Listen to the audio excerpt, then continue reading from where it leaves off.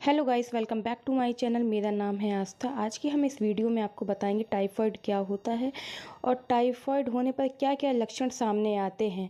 Typhoid किस कारण से हो सकता है और अगर टाइफाइड आपको हो जाता है तो आपको क्या खाना चाहिए और क्या नहीं खाना चाहिए। टाइफाइड एक बैक्टीरिया से होने वाला एक इन्फेक्शन होता है जो साल्मोनेला बैक्टीरिया के कारण होता है।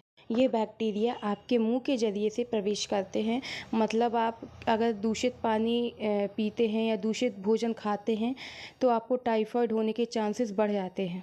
अगर किसी व्यक्ति को टाइफाइड हो जाता है और अगर आप उसके निकट संपर्क में आते हैं तो आपको भी टाइफाइड होने के चांसेस बढ़ जाते हैं। टाइफाइड नॉर्मली बारिश के समय ज़्यादा फैलता है। अगर आप टाइफाइड का इलाज अच्छे से नहीं कराते हैं, लापरवाही करते हैं, तो लीवर में सूजन भी हो सकती है जिसको हम हेपाटाइटिस बोलते हैं। यहाँ तक कि पित्ताशय में मतलब कि गॉल ब्लैडर में सूजन भी आ सकती है। अगर आप टाइफाइड का इलाज अच्छे से नहीं कराते हैं तो यह इन्फेक्शन किडनी तक भी पहुंच जाता है जिसके कारण किडनी इन्फेक्शन हो जाता है और कई बार किडनी जो होती है वह फेल भी हो सकती है और डैमेज हो जाती है। कई बार महिलाएं जो होती हैं प्रेगनेंसी कंसीव कर लेती है और उनको टाइफाइड हो जाता है और उनको पता नहीं होता है, जो कि प्रॉपर ट्रीटमेंट नहीं ले पाती है जिसके कारण मिसकैरेज भी हो सकता है। कई बार टाइफाइड का अगर ट्रीटमेंट अच्छे से नहीं होता तो एनीमिया भी हो सकता है जिसमें जो आरबीसी होती है उसकी मात्रा कम हो जाती है। टाइफाइड का प्रॉपर ट्रीटमेंट नहीं होता है तो मस्तिष्क में चारों तरफ सूजन हो जाती है जिसको हम बोलते हैं मेनिंजाइटिस। कई बार टाइफाइड का सही से इलाज नहीं होने पर हड्डियों में सूजन हो सकती है जिसको हम बोलते हैं ऑस्टियोमाइलाइटिस। निमोनिया और ब्रोंकाइटिस की भी समस्या हो सकती है अगर अच्छे से ट्रीटमेंट नहीं होता है टाइफाइड का। तो इसीलिए अगर आपको टाइफाइड के लक्षण हैं तो आपको तुरंत डॉक्टर को दिखाना चाहिए, लापरवाही नहीं करना चाहिए। अब हम आपको बताएंगे टाइफाइड होने पर क्या क्या लक्षण सामने आ सकते हैं। टाइफाइड होने पर मरीज को 103-104 डिग्री तक बुखार पहुंच जाता है। यह बुखार 1-2 हफ्तों तक चलता है और इसमें पेट दर्द भी हो सकता है। भूख ना लगना, कमजोरी लगना, थकान लगना, तो यह सब लक्षण टाइफाइड के हैं। टाइफाइड मरीज को ठीक होने में 4 से 6 हफ्ते तक लग सकते हैं और अगर कोई लापरवाही करता है तो उसमें और ज़्यादा समय लग सकता है टाइफाइड ठीक होने में। अब हम बात करेंगे टाइफाइड होने पर कौन सा अंग सबसे ज़्यादा प्रभावित होता है, तो वह आंतें मतलब कि इंटेस्टाइन। और बहुत से लोगों को टाइफाइड होने पर कब्ज भी हो सकता है और लूज मोशन भी लग सकते। बहुत से लोगों को ठंड देकर बुखार आती है जिसका कारण टाइफाइड फीवर भी हो सकता है। अब हम बात करेंगे टाइफाइड होने के क्या क्या कारण हो सकते हैं। अगर आप बिना हाथ धोए खाना खाते हैं तो आपको टाइफाइड जैसी समस्या हो सकती है। अब हाथ देखिए कितने गंदे होंगे, अब वही गंदे हाथ में बैक्टीरिया भी होंगे। अगर आप वही गंदे हाथों से खाना खाते हैं तो वह मुंह के जरिए अंदर चले जाते हैं जिसके कारण टाइफाइड होने के चांसेस बढ़ जाते हैं। कई बार क्या होता है, बाहर का खाना खाते हैं, वह जो खाना होता है मतलब कि दूषित पानी से हो सकता है बनाया गया हो और वह खाना हो सकता है कि बासा हो, तो जिसके कारण दूषित भोजन करने के कारण भी आपको टाइफाइड हो सकता है। अगर कोई टॉयलेट जाने के बाद हाथ नहीं धोता अच्छे से तो उसको भी टाइफाइड होने के चांसेस बढ़ जाते हैं। यह आपकी छोटी आंतों को संक्रमित करता है, इसीलिए आपको उबला हुआ पानी पीना है।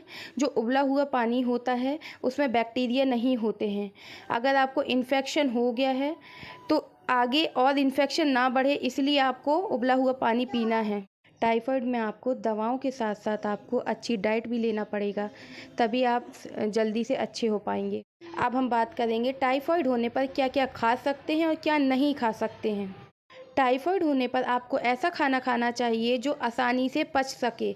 जैसे कि आप आलू खा सकते हैं, चुकंदर खा सकते हैं, गाजर खा सकते हैं और बीन्स खा सकते हैं। खिचड़ी खा सकते हैं, दाल रोटी खा सकते हैं और साबूदाने की खीर भी खा सकते हैं। टाइफाइड होने पर आप दूध का सेवन भी कर सकते हैं, पर दूध में बहुत ज़्यादा मलाई नहीं होना चाहिए। मलाई को अलग करने के बाद ही आपको दूध का सेवन करना है। मिर्च मसाले का खाना बिल्कुल भी नहीं खाना है, यह आंतों में इरिटेशन पैदा करता है। टाइफाइड होने पर फाइबर का सेवन ज़्यादा नहीं करना है।